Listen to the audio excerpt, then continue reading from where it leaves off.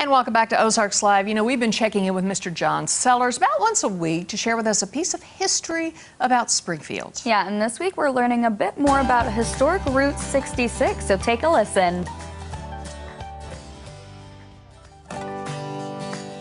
Hi, I'm John Sellars, Executive Director of the History Museum on the Square.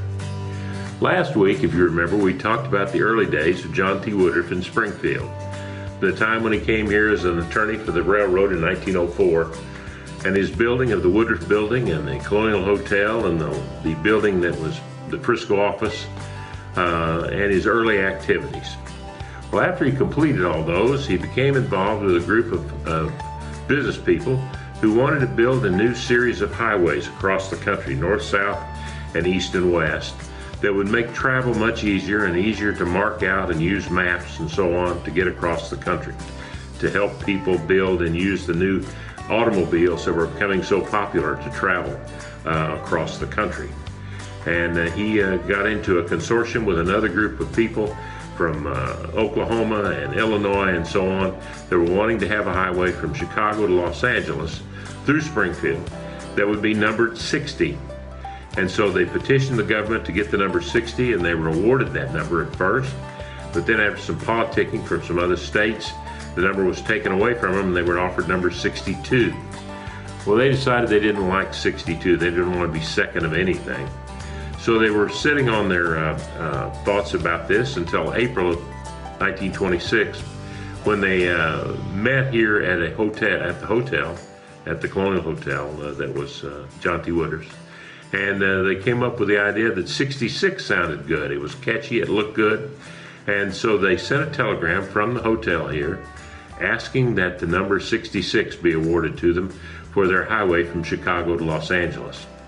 And ultimately that happened in the fall of 1926, and Route 66 came into being, running from Chicago to LA. John T. Woodruff was very involved in that. He was also involved in the Route 66 Association, which was meant to keep the interest up and to help people work on getting the whole highway paved and modernized, which ultimately it was 10 years later in 1938. And so he was the first president of the Route 66 Association. Also, to support the highway, he developed something that was very interesting. He developed a hotel that was dedicated to motor coach or highway travelers, people that came by car, and that was the Kentwood Arms. He built the Kentwood Arms as a motor hotel, and people could drive in and park, and it was much easier to use as someone that was traveling by automobile. And so he became involved in that, and then he later on worked on the committee that brought the Federal Medical Center here. And then after that, he was on the committee that brought the O'Reilly General Hospital here. All through his life, from the very beginning to the very end, trying to develop and strive to make things better here in Springfield. He even got involved in golf and thought, well, I need to start a golf course. So he took his farm east of the city and developed Hickory Hills Country Club. The man was, I don't know how he got it all done. He was so busy all of the time.